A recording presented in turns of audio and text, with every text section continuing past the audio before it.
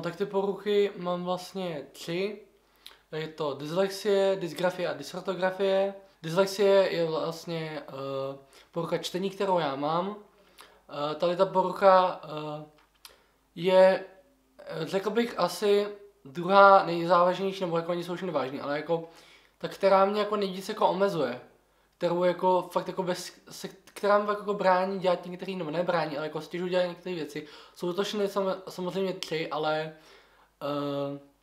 dyslexie vlastně, když bych něco četl, tak když já čtu začátek, jako třeba stránky v knížce, a dočtu na konec stránky, tak vlastně já nevím, co bylo na začátku, takže vlastně jako to čtení u mě je docela jako o ničem, takže já hodně poslouchám audioknihy.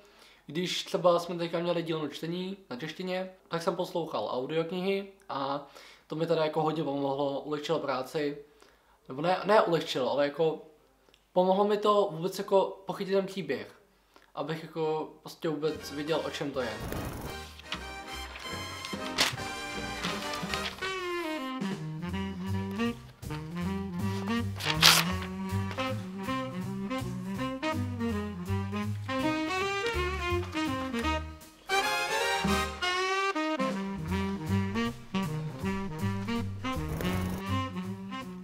Jako teda další, tak mám dysgrafii. Dysgrafie, ta je taky docela vážná, ale jako já zase tolik mimo výtvarnou přípravu ve škole, což vlastně výtvarka nekreslím, takže nebo jako trénuju občas něco, abych byl lepší v tom kreslení, ale ve škole tak mám z kreslení 4 a 3, no 3 jsem měl, teďka mám 4, doufám, že se na tom udržím, protože prostě docela jako je to ne úplně stres, ale prostě dám do toho všechno a pak dostanu za 4, takže jako to je jako prostě ty ruce, ta motorika prostě těch rukou je prostě taková neohrabaná. Mám prostě nerovní linky, hrubou tu kresbu a myslím si, že to mají asi všichni takový dysgrafici, který mají jako takovou tu těžší dysgrafii, takovou tu lehkou, jako že se vám trošku klepe ruka, tak to si myslím, že je to samozřejmě taky vážný, protože neuděláte rovnou čáru, ale myslím si, že je to něco ještě jako snesitelnějšího, když to tohle docela jako omezuje, i když jako mě ta kresba docela baví, ale nedovedu kreslit tak, jako prostě nedovedu nakreslit něco tak, aby to prostě bylo jako, aby to vypadalo jako dle mě dobře, prostě snažím se, ale i když to dám 100%, tak prostě nevypadá to tak jako u těch ostatních a tak no. Ale taky si zase myslím, že se s tím rozhodně dá žít a ta ruka jde natrénovat, ne úplně jako na 100%, ale tak na 60 jde ta dysgrafie jako tak trošku jako srážet dolů. U dysgrafie mě omezuje, nemůžu dělat rovný čáry a v té výtvarce to je pro mě špatný, protože já kvůli tomu mám špatné známky, ale snažím se, abych neměl. Snažím se tu výtvarku dělat tak, aby mě to šlo, i když mám tu dysgrafii a aby mě to neomezovalo hlavně v životě, což se moc neděje. Stejně výtvarku nikdy nebudu dělat, takže to je pro mě v pohodě. No, chtěl bych zkázat, že když mají dysgrafii nebo jiný dys, tak ať neváhají, jako, aby se neříkal, jako, že když mají dysgrafii, jako, že jsou jako, nic k něčemu. Nevadí to, prostě se s ním musíte nějak smířit. Já jsem se s ním smířil, je mi to jedno a jsem rád, že jsem trošku jinak než ostatní. Když ta dysgrafie je taková P1, ale to nevadí. Jsem pořád šťastný, když mám dysgrafii a tak.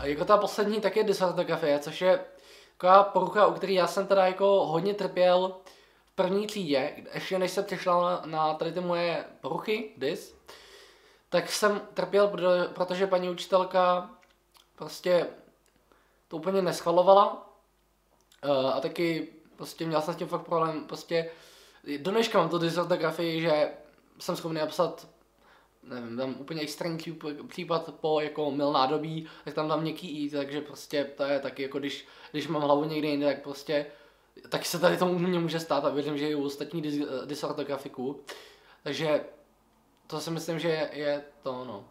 Myslím si, že tady to je taková úplně jako porucha, která je, asi nevím jestli nejvíc, ale jako ona, jako záleží jak čem. Když jsem v první třídě, jak to byla fakt porucha, která jako hodně mi dávala zabrat, no.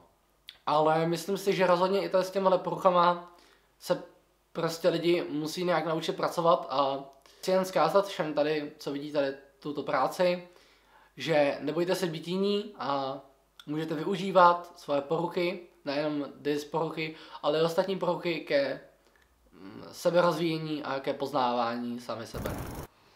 V první třídě, ale už to bylo trošku jasný, když si chodil do školky, protože si neuměl sedět na místě, neuměl se držet pastelky a neuměl si prostě se soustředit na kreslení, to, co běžně děti dělají.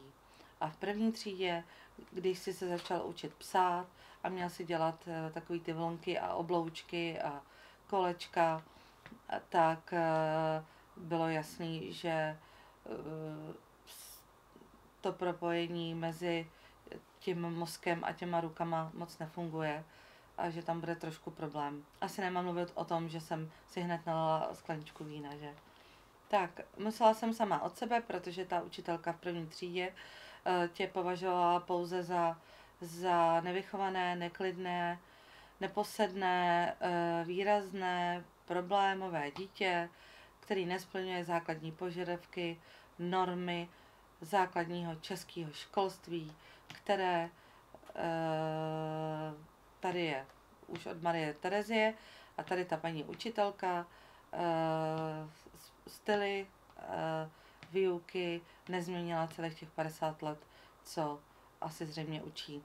Takže každý den si měla minimálně 5-6 mračíků za ani nevím co, protože jsem v té škole nebyla, že si třeba zlobil, nebo někam si šel, nebo si něco nedodělal a prostě ta tvoje jemná motorika na psaní v podstatě vůbec jako nefungovala. Děkuji za pozvání. Děkuji, že můžu být matka dítěte s ADHD a se všema dysfunkcemi. Těším se na nějaké další dysfunkce, které ti přinesou tvůj život.